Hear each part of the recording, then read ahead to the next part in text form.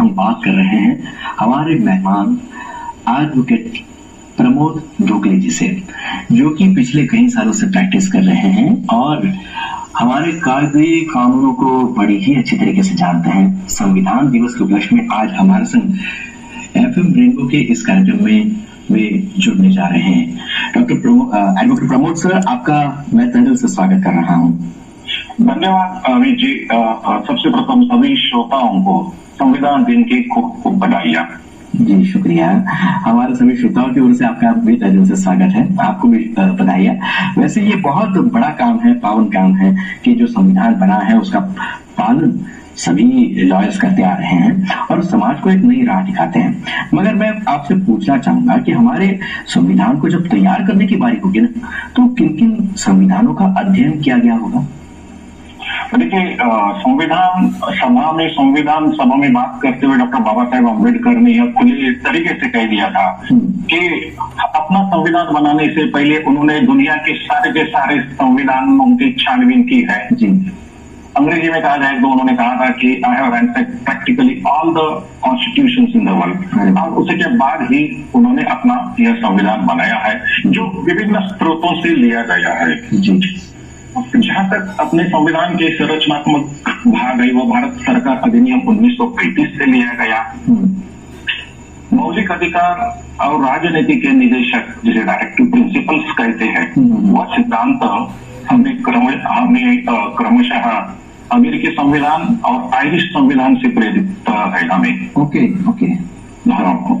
तीसरा जो महत्वपूर्ण भाग है, जो राजनीतिक भाग है, जिसमें मंत्रिमंडलीय सरकार के सिद्धांत और कार्यपालिका एवं विधायकों के बीच मुख्यतः ब्रिटिश संविधान से लिए गए हैं। इसलिए हमें यह कहा जाता है कि हमारी पार्लियामेंट्री डेमोक्रेसी, संसदीय लोकतंत्र प्रणाली है। और भी कई देश है जहां तक फ्रांसीसी संविधान का सवाल है, हमने वहां से गणतंत्र की अवधारणाएं ली है, जिसमें स्वतंत्रता, समता और बंधुता की बात है। कनाडा के संविधान से हम संघीय ढांचा और विशिष्ट शक्तियों की प्रेरणा ली है। इसी तरह से यह सूची काफी लंबी है, लेकिन मेरे ख्याल से इससे हमारे श्रोताओं को पता चल गया होगा कि हमारा जो संविधान हो वो प्रेरित है कई और संविधानों से, कई और देशों से। जी, सही बात कही आपने। और ये सारी जानकारी आज आप सभी के संग साझा करते वक्त हमारे कुछ श्रोता आपसे सवाल पूछना चाहते हैं। जिन श्रोताओं के कुछ सवाल होंगे उनसे रिक्वेस्ट है कि 8657661071 इस व्हाट्सएप नंबर के जरिए आपके सवाल आप जरूर हमसे साझा कर सकते हैं और हम हमारे एडवोकेट प्रमोद ढोकले जी से आपके यही सवाल पहुंचाएंगे और उनसे जवाब पाएंगे। मिलते हैं एक छोटे से गाने के बाद। आपसे हम कई सारे सवाल जरूर पूछने के लिए तैयार हैं, मगर हमारे श्रोताओं ने कई सवालों की जड़ी लगा दी है। हम चाहेंगे उन्हीं में से एक सवाल का जवाब आप जरूर हमसे साझा करें। हमारे श्रोता पंकज जी का कहना है कि हमारे संविधान में नागरिकों के कौन कौन से मौलिक अधिकार हैं और कर्तव्य हैं? देखिए, हमारे संविधान में नागरिकों के मौलिक अधिकारों का महत्व बहुत ही है, असाधारण महत्व है। हमें छह मौलिक अधिकार हमारे संविधान ने दिए हैं, जिसमें कि समानता का अधिकार है। इसका मतलब है कि कानून के सामने हम सब समान हैं।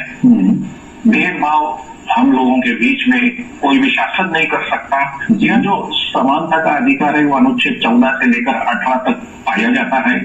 दूसरा जो अधिकार है वो स्वतंत्रता का अधिकार है, अभिव्यक्ति की स्वतंत्रता, व्यवसाय करने की स्वतंत्रता, आवागमन की स्वतंत्रता आदि स्वतंत्रताएं हमें दी गई है, जो अनुच्छेद 19 से लेकर 22 में हम देखते हैं। तीसरा जो महत्वपूर्ण है वो शोषण के विरुद्ध अधिकार, नागरिकों का शोषण कोई भी नहीं कर सकता है, जो अनुच्छेद 23 से लेकर अनुच्छेद 24 तक है, जिसमें बाल श्रम को मनाही है, मानव व्यापार निषेध है। चौथा महत्वपूर्ण अधिकार है वो धार्मिक स्वतंत्रता का अधिकार है। इसका मतलब हर एक देश के हर एक नागरिक को अपना धर्म चुनने का अधिकार है और अपने धर्म की प्रचार की स्वतंत्रता भी इसमें नागरिकों ने पाई है, जो हमें अनुच्छेद 29 और 30 में दिए गए हैं। सांस्कृतिक और मौलिक अधिकार जो है वो भी काफी महत्व रखते हैं हमारे संविधान में, जिससे कि सांस्कृतिक और शैक्षणिक अधिकार मिलते हैं और अल्पसंख्यकों की संस्कृति का संरक्षण किया जाना यह संविधान को मंजूर है। और सबसे अगर बात की जाए तो नागरिकों के इन सब मौलिक अधिकारों की रक्षा करने वाला जो अधिकार है, जो अनुच्छेद 32 में पाया जाता है, जिसे यह कहा जाता है कि संवैधानिक उपचारों का अधिकार, यानी to protect your fundamental rights. हर एक नागरिक को संविधान के अनुच्छेद 32 ने सर्वोच्च सुप्रीम कोर्ट या तो फिर हाई कोर्ट के पास जाने के लिए अनुमति दी है। यह उनका अधिकार है। अगर कोई भी शासन नागरिकों के ये मौलिक अधिकारों को अगर कुचलता है तो नागरिक सुप्रीम कोर्ट में जाके अनुच्छेद 32 के तहत रिट पिटिशन यानी जनहित याचिका दाखिल करके अपना मौलिक अधिकार फिर से पा सकते हैं। यह मौलिक अधिकार है। और कर्तव्य की बात अगर की जाए तो देखिए, आपको अगर मौलिक अधिकार चाहिए तो आपको मौलिक कर्तव्य का पालन भी करना होगा।